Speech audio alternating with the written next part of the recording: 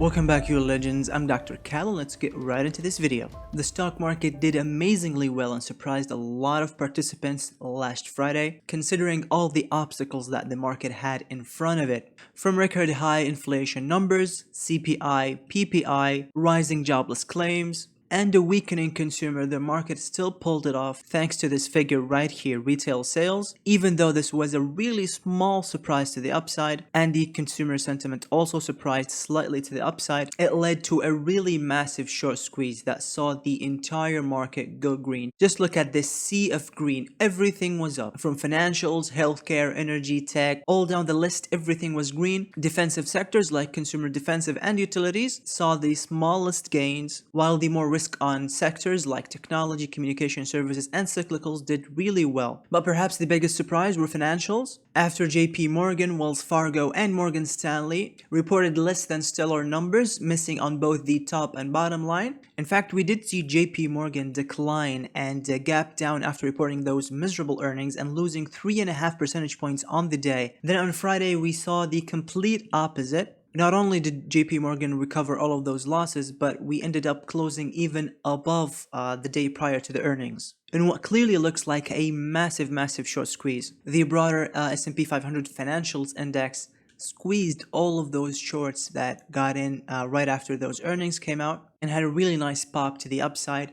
Now, it's really important to remember that financials have actually lost a lot of ground. In fact, we got back to the pre-pandemic highs right here, and now we're bouncing off this 200 weekly moving average. We are getting close to the 10 weekly moving average, at which we've seen several rejections in the past, right? We had a rejection right here, and then we sold off. We had a rejection right there, and then we sold off. We might see a third touch of this moving average and then a third leg down. Now let's take a look at the S&P 500. The S&P 500 again squeezed all of those shorts that piled in right here at the $374 level after taking out these lows right here. So this was pretty sneaky of the market, right? If we take a look at the hourly chart right here, we tested this level several times now. We had so many reactions here. Look at that. We took this level out in a massive gap down, and then we squeezed all of those shorts out in a matter of 2 days. A lot of bears would have been waiting for this level to be taken out before getting back into the short trade, and now all of those positions are kaput. We're seeing a second tag of this 200 hourly moving average.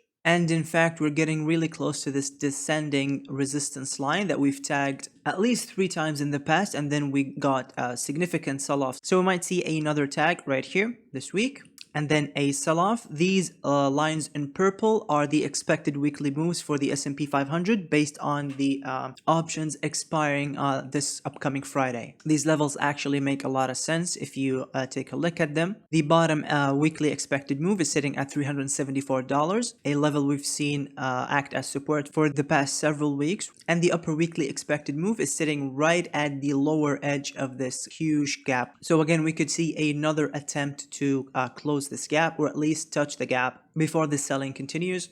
Starting this week and for the next 6 weeks, we will have a lot of earnings coming out. We've just entered the earnings season. So the way the market behaves around earnings is actually very strange. You can throw the technicals out of the window most times because it's news driven and not a technical driven market, and it will all be about earnings. And what's been really interesting over the past 6 months is that we've seen a trend where market participants and asset allocators have actually been selling through these bear market rallies that we've been seeing.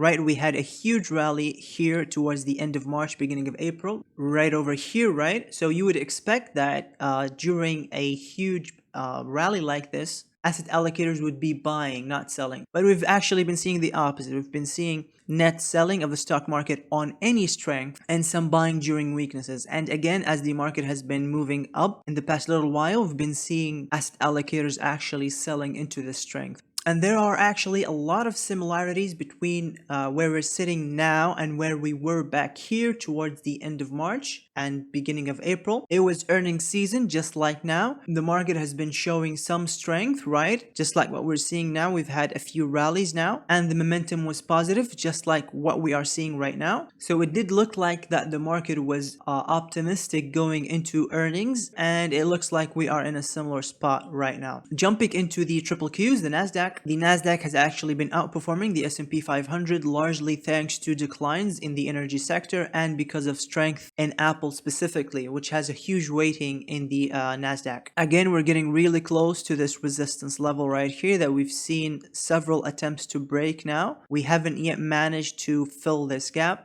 We've seen a lot of selling at this level right here, right? Had selling, significant selling multiple times now. So it's really interesting to see what happens as we move towards a defended zone by the bears. The bears will be selling through this level right here, no doubt. And again, it will all depend on what comes out of these earnings. Taking a look at the dollar index has actually been selling off, and this drop in the dollar index kind of fueled the rally that we saw in the market and that short squeeze. But remember, a sell-off here on the dollar doesn't necessarily mean that we go straight down. We might just doodle around just like what we had right here towards the end of April, right? We could just doodle around here and that would put a lot of pressure on the stock market. Now let's jump into the $1 million chart and its volatility, the VIX, the fear index. And why is it the $1 million chart? Because it is flashing a massive red flag, and I'll show you exactly what I did here, guys. I looked at every single time where we had a bottom in the VIX and then we've broken below that bottom, right? And I marked it, and the blue line, guys, marks the previous bottom, right? We had a bottom here, we've broken below it. We had a bottom here, we've broken below it. Again, a bottom here, and then we broken below it. We had a bottom right here, then we broke through that bottom. And we had a bottom right here, and then we broke through that bottom, okay? And then I have a couple of examples that I marked with this orange circle, right? And these are times where we had a very clearly defined support line, right? You can clearly see it here, this green line, where we held it once, twice, 3 times, and then we've broken the support line, popped back up above it, and then we've broken through it again and made a lower low, right? The last time this happened was right here. We had this clearly defined support line. The support line held once, twice, 3 times, and then broke, right here. Then we had a massive spike, and then we broke through it again and had a lower low. So this is a very similar look to what we have today right here, where we broke through the support line, had a spike up, and then made a lower low. What is an even more notable finding is what I found right here on the momentum. Every single time we had a double bottom formation with a lower low, we had declining momentum. And in fact, I'll mark these times. We had a low right here. We had another low right here with declining momentum. Another low right here with declining momentum, right over here and right here, right? Now you can clearly see a pattern here, guys. When the VIX shows a precipitous decline with a double bottom formation with a lower low on the second bottom, we tend to see a massive spike up in volatility and a massive sell-off in the stock market every single time, right? In fact, let's add the S&P 500 to this chart right over here. Let's move the S&P 500 chart out of the way so you guys can see. And again, what do you notice, guys? Every single time we saw a double bottom in volatility, we had a double top in the S&P 500 with a lower high, and then a massive sell-off, right? A double top, massive sell-off, double top, massive sell-off, a double top, massive sell-off.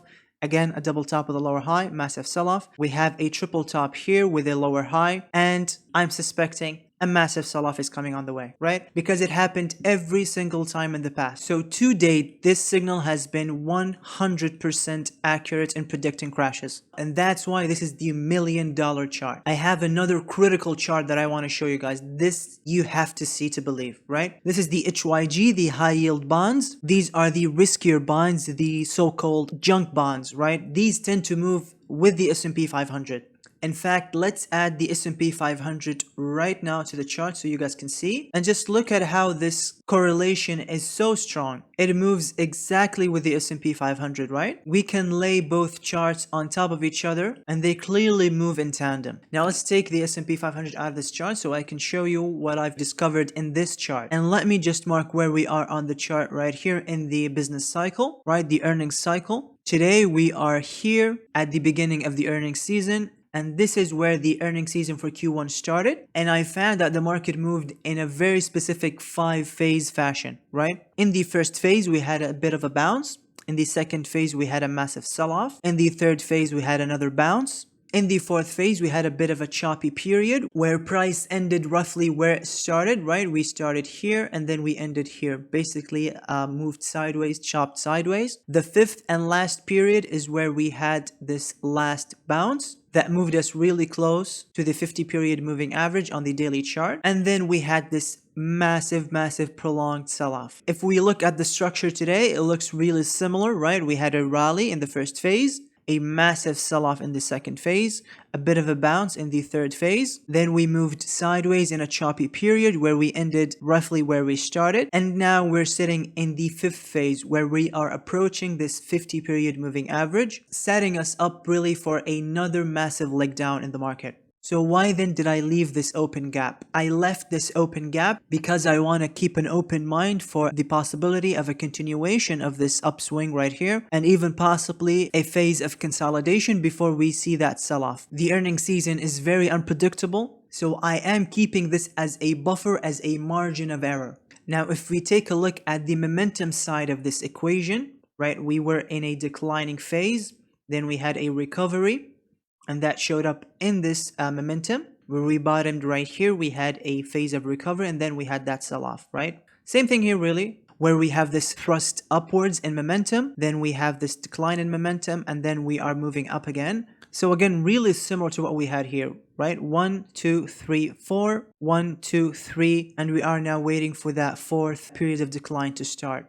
I do have this red selling period starting on the 28th of July, and there's a very good reason for that. On the 27th of July, we will have the Fed meeting at which they will decide to raise interest rates either by 75 basis points or 100 basis points. And on the 28th of July, just a day after, the Bureau of Economic Analysis will drop the official GDP figure for the second quarter, and I do expect that figure to be negative, and that will officially put us in a recession because we had a negative quarter in Q1, and 2 consecutive quarters with negative GDP growth officially put us in a recession. Now let's take a look at the chart for Apple. Apple has been showing significantly stronger price action as compared with the S&P 500 and the QQQs, and what jumps at us straight away is that Apple is sitting at a critical resistance zone right here. As soon as we get close to this resistance zone, we see Apple selling off, and in the past we've also seen reactions where it acted as support. So this is a critical zone, an area that acted as support 3 times in the past, and then once it got broken through, it acted as resistance 3 times so far. The upper end of this descending channel keeps the door open for a possibility for Apple to still move up and perhaps reject for one last time before moving down. Alternatively, we could see Apple doodle around at this level right here up until July the 27th, when Apple is expected to report earnings. And the last thing you want to do in this market is hold a stock that is sitting at a resistance level right ahead of its earnings report, because that just spells disaster, right? Even the smallest disappointment in the earnings will send the stock crashing, especially with so many funds holding the stock. Everyone and their dog has been buying Apple and holding Apple as a defensive play in this massive market sell-off that we've been seeing.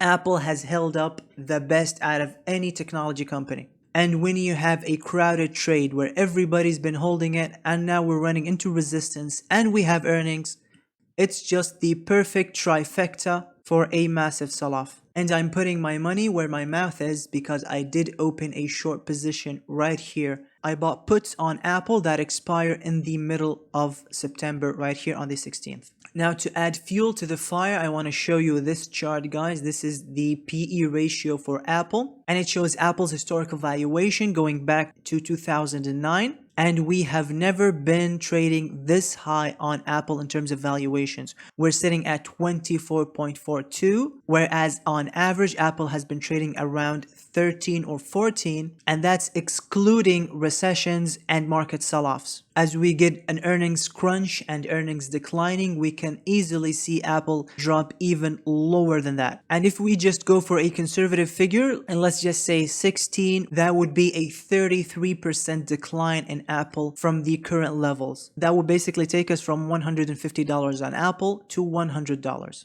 And that's just assuming a contraction in multiples and not a decline in earnings, right? So if we see earnings drop, and that's a real possibility because we've seen the ebbs and flows of earnings, right? Earnings grow, then stagnate, grow, stagnate, grow, stagnate, and they've been growing rapidly over the past several quarters. And it's reasonable to expect that they will begin to see some stagnation or even decline. that would put a lot of pressure on the earnings component of the PE ratio, right? It's price to earnings. So earnings declining on top of a compression in the PE ratio could easily take us even lower than $100. Now let's take a look at Tesla. Tesla has been tightening now, coiling for a massive move either to the upside or to the downside. And we have earnings coming in on the 20th. That'll be Wednesday after the market closes. And honestly, this could go either way. A conservative upside figure would be around the $850 level to close this gap right here. And a conservative downside target would take us down to $420. And this can be extrapolated from the full measured move out of this massive bear flag, where we take the move from the top to the bottom and then we put it right here at the top of the recent move to the bottom would take us to $420, just about. Now, obviously, it's unlikely that this could happen just in a few trading sessions. This would take weeks and weeks and weeks. But again, anything could happen with this insane stock market. So I'm definitely eyeing Tesla after the earnings, and I'll probably make a decision either to go long or short on Tesla after that earnings report comes out and I see the market reaction to those earnings. Now let's jump to Gme Gamestop. We have the stock split coming up on Friday, next Friday, and we've been hugging this 200 daily moving average on GameStop. So we're sitting at a level of resistance right ahead of that stock split. So it is a real possibility that after that stock split we see GameStop sell off again.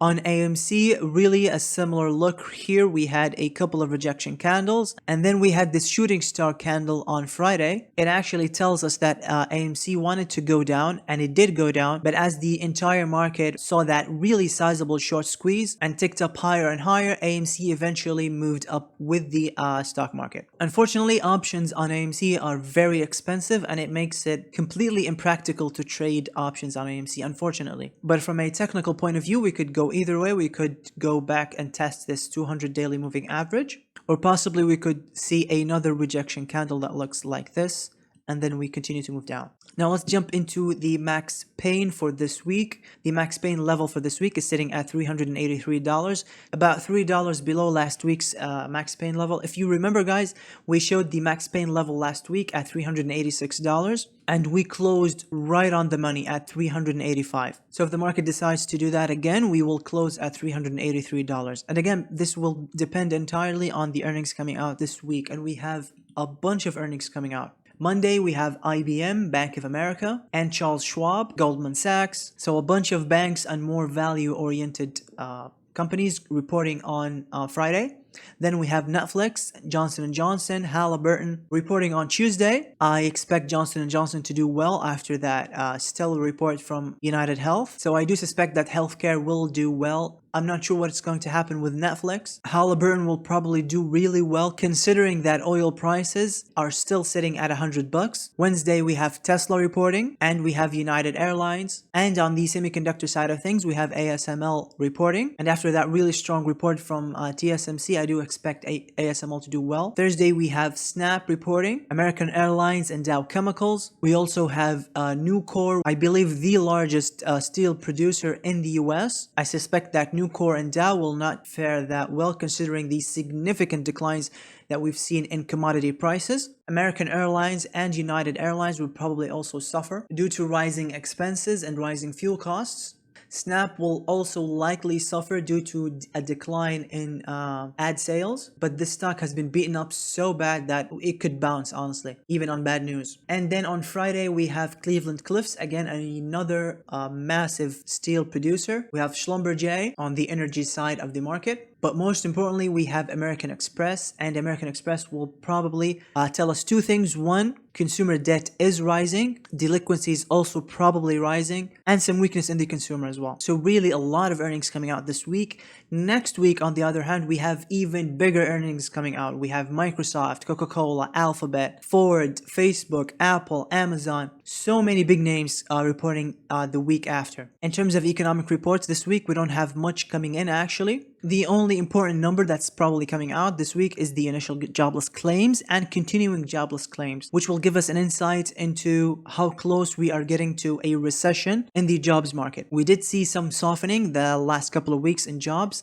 and I do expect that to continue. I just have a few more charts that I want to show you guys that are very important. Number one is valuations. This is a chart that takes a look at the S&P 500 PE ratio going back to the 50s. And today, even after that massive sell-off that we've seen so far in the year, we're sitting 50% above the historical average and about 25 percentage points above that 2020 pandemic lows. So if the economy continues to weaken, it's actually a real possibility to see a continuation of the PE compression, especially as the Fed continues to raise interest rates. This chart shows the relationship between interest rates and stock market valuations. The blue line is the stock market valuation and the red line is interest rates. As interest rates go up, stock market valuations drop, and that makes a lot of sense because if you can make 10, 15, 20% in what is essentially a risk-free asset like bonds, why would you invest in the stock market? You would probably take your money out of the stock market and put it towards bonds, right? Same thing here really. As interest rates have been climbing up, valuations in the blue line have been declining. And it's very reasonable to expect both lines to cross as interest rates continue to climb up and as valuations continue to go down. We could easily see both cross just like what we had here in 2008 after the financial crisis and right here after the internet bubble burst in 2000 and we had that massive bear market that lasted 2.5 years. So as the recession reality sets in, we will see a lot of those developments come in real time. This is the industrial production, 100-year historical chart. And despite that massive bubble that we had in the stock market, industrial production productivity has never gotten back to that pre-pandemic high of 111. And as productivity begins to roll over and decline again, that would actually put a lot of inflationary pressure back into the economy. Because as producers begin to produce less, supply and demand economics will kick in and demand will again put a lot of pressure on supply as supply dwindles. This is a chart of auto sales and look at where we are sitting right now. We're sitting at the same level that we've seen in July in 2008. And let's quickly jump into the S&P 500 to see where we were sitting back then in July, right here.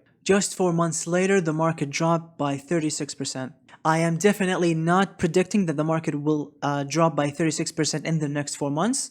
But it's just an example of how quickly the economy can deteriorate, right? In just 4 months, the economy went to crap. And we keep hearing more and more about how strong household balance sheets are, how much money people have saved in the bank, not realizing that as inflation continues to put pressure on families, those savings can get depleted really quickly. And as interest rates have been climbing up higher and higher, car loans have been getting more and more expensive, and they will only get more expensive. So this does not bode well for car makers at all, and this includes Tesla. The last chart I have for you guys is real retail sales. So these are retail sales adjusted for inflation, and we've actually formed a double top right here with a lower high in April, forming a somewhat of a similar look to what we had right here just before the 2020 crash, and again right here just before the 2008 crash. And as companies continue to cut jobs, and as unemployment begins to rise, incomes of families will suffer and retail sales will also suffer, driving us deeper and deeper into recession. Don't forget to slap that like button, subscribe if you haven't yet, and thank you so much for watching. I'll catch you in the next one. Bye-bye. Oh, wow!